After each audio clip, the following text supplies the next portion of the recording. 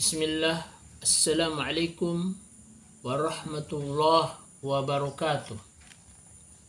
Alhamdulillah, salatu wassalamu ala rasulillah wa ala alihi wa ashabihi wa man tabi'ahum bi ihsan ila yaumiddin. Para pemirsa yang dirahmati Allah subhanahu wa ta'ala,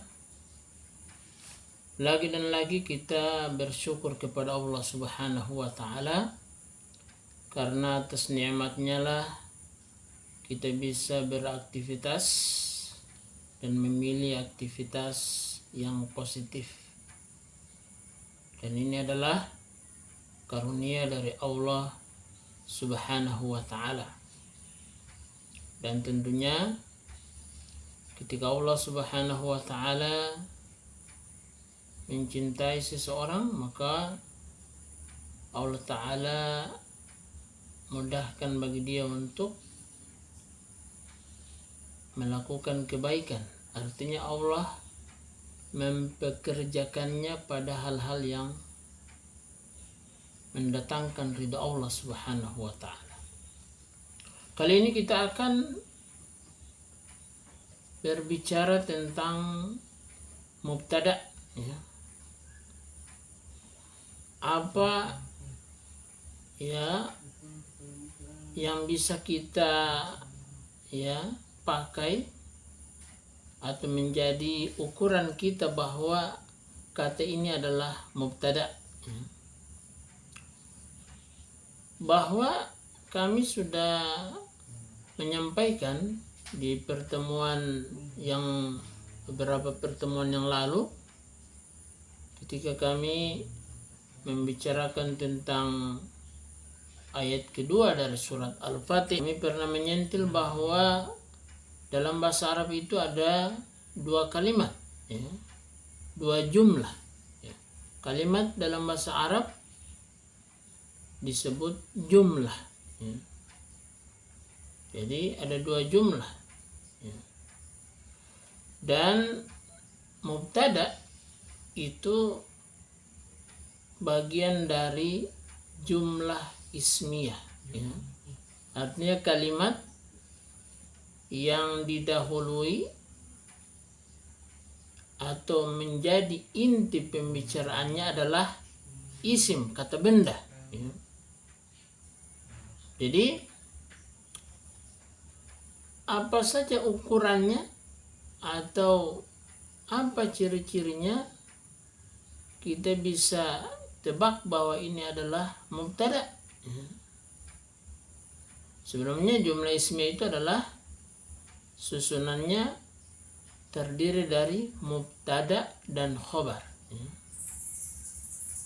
Mubtada adalah kata benda yang menjadi inti pembicaraan, dan khobar adalah mensifatkan atau menjelaskan keadaan si mubtada dan menjadi penyempurna dari kalimat tersebut. Artinya kalau tidak ada khobar, kalimat itu belum sempurna. Jadi mubtada itu adalah pertama isim marfu, isim marfu, isim kata benda, kemudian dia marfu.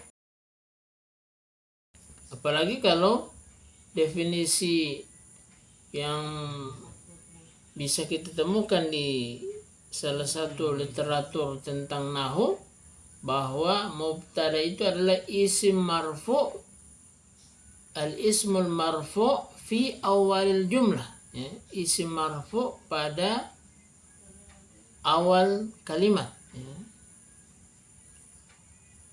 Jadi pertama kita bisa tahu bahwa kata tersebut adalah mubtada. Pertama dia isim, harus isim, kata benda. Kemudian yang kedua adalah harus marfu, ya. Tidak boleh mansub, tidak boleh majrur. Jadi kalau kita lihat ya, kata benda itu berbaris majrur ya. Jadi bismi misalnya, atau wassamai, atau wal fajri dan kasroh. Nah, ini berarti bukan marfu. Tapi kalau alhamdu, maka ini mubtada ya. Misalnya kalau pada musanna al muslimani, kalau jamak mudzakkar salim al muslimuna, kalau jamak muannas salim al muslimatu ya. Jadi ini mubtada. Pertama dia harus isim, kedua dia marfu ya. Kita tahu bersama bahwa mansub, yang menjadikan kata benda itu mansub karena ada adat atau perkakas yang menjadikan dia mansub. Seperti misalnya innallaha ya. Misalnya kalau sebelumnya Allah masuk innallaha. Kemudian bukan majrur. Misalnya satu benda itu menjadi majrur karena dimasuki oleh huruf jar, misalnya lillahi ya, lillahi. Nah, jadi kalau dia mubtada Allahu, misalnya Allahu akbar, Allahu akbar ya. Maka yang menjadikan mansub itu, kata benda itu menjadi mansub karena ada perkakas yang membuat dia jadi mansub. Yang menjadikan kata benda itu majrur karena ada perkakas yang menjadikan dia majrur. Nah, apa yang menjadikan kata benda itu menjadi marfu? Yaitu tidak adanya yang mempengaruhinya sehingga menjadi mansub atau menjadi majrur ya. Jadi kalau tidak ada, maka itu adalah dia harus marfu ya. Sehingga misalnya dia dijadikan mubtada, maka dia adalah isim marfu. Misalnya Allahu akbaru, Allahu akbaru. Allahu itu adalah lafzul jalalah, nama keagungan Allah. Dia marfu dengan dhammah, Allahu. Kemudian dia kedudukannya sebagai mubtada, yaitu isim marfu yang diletakkan pada awal kalimat ya.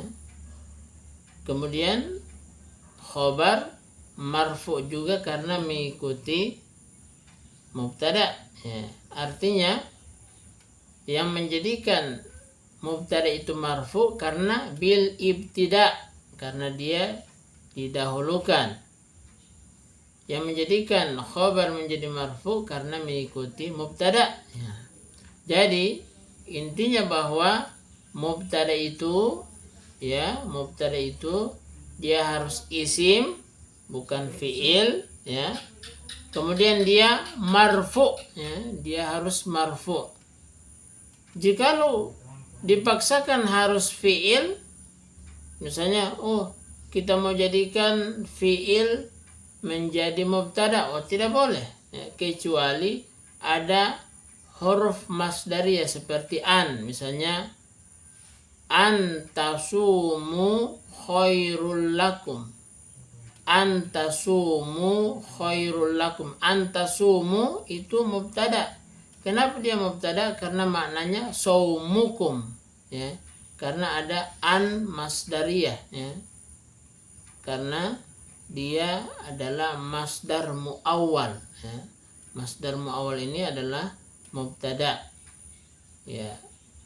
Jadi antasumu itu mubtada ya. Kemudian khair adalah khabar ya. Jadi mubtada itu adalah yaitu inti dari pembicaraan sehingga dia harus disifatkan atau diterangkan oleh khobar, ya. Ini adalah mubtada, ya. Nanti kita akan bahas tentang ada mubtada yang ditakhirkan. Demikian yang bisa disampaikan, dan kita tutup dengan doa kafaratul majlis. Subhanakallahumma bihamdika asyhadu an la ilaha illa anta astaghfiruka wa atubu ilaik. Assalamualaikum warahmatullahi wabarakatuh.